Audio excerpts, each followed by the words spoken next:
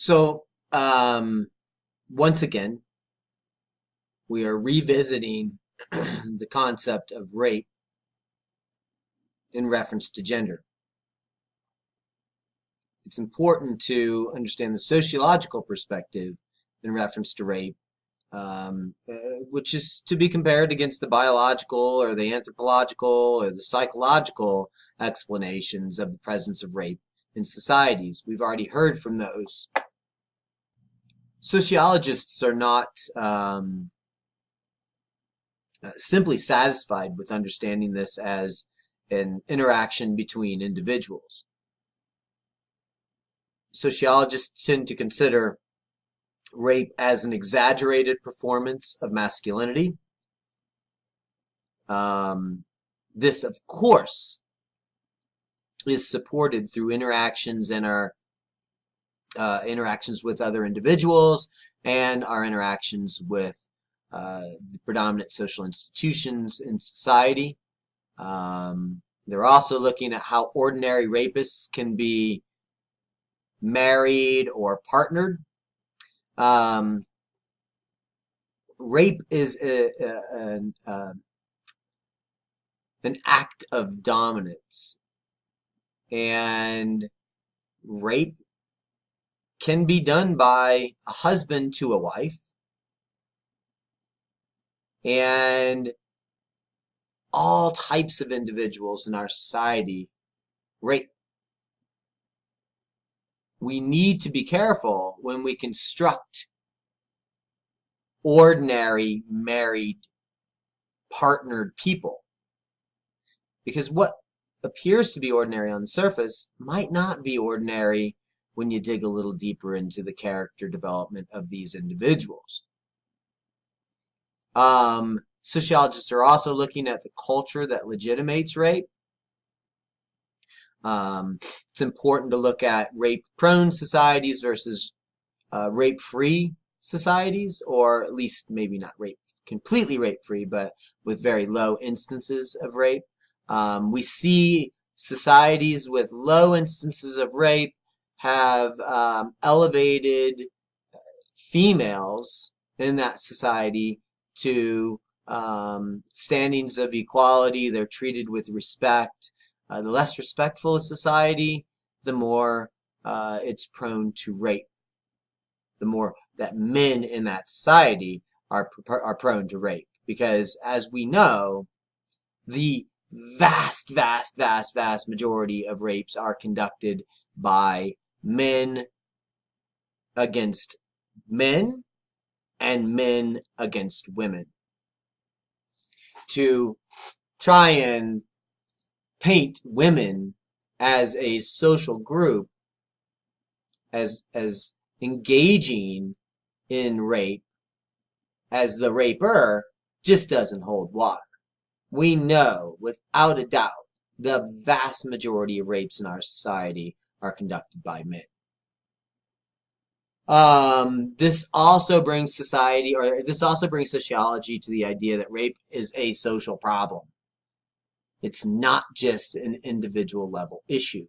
Yes, rape happens between individuals, but then that individual that raped and that individual that got raped are forced to interact in society, and depending on who they're interacting with, they will either be seen as a victim or vilified as the culprit.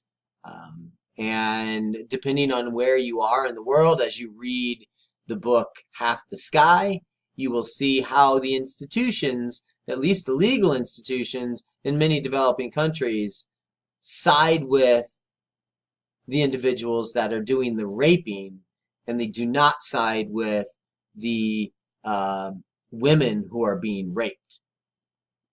And we also have to consider that it's not just women that are being raped. Men are being raped as well. As a matter of fact, in the United States, more men are raped every year than women are raped, at least reported rapes. Now you might ask yourself, where is this happening? Well, it's happening in prison. And it's a significant problem. It's not an act of sexual desire. It is an act of dominance. And it continues to happen every day. So for a sociologist, rape, as with all social phenomenon, expresses both a structure of relations and an individual event. It reproduces both gender difference and gender inequality. Rape reminds us that there is a difference between men and women, and it also reminds us of the social hierarchy where men have control and women depend on men for their safety. The sociological perspective is based on interactions. When we talk about gender, we have to realize that gender is not a thing one possesses, but a set of activities that one does. Remember, we are doing gender. It's legitimated by the evaluations of others, and it is a product of our interactions. We do not know who we are in reference to our gender until we begin to perform gender in our interactions. It's not until others others interpret our behavior that we truly understand how we're being seen by others. And it's important in society to be seen by others. And we want the interpretations of our behavior to marry up with the expectations that we're putting out there with that behavior. Of course, the idea of institutions. We don't do gender in a vacuum. We live in a gendered world with gendered institutions.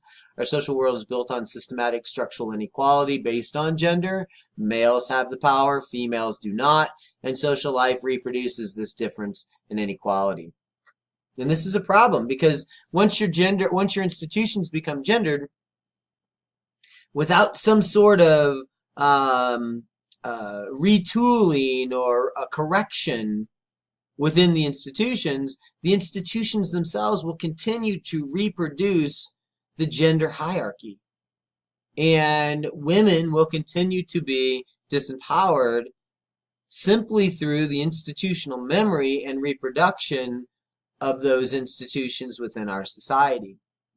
If we don't do something like affirmative action, then gender and the gender hierarchy will continue to be reproduced in the same way it has historically, because that's what our institutions do.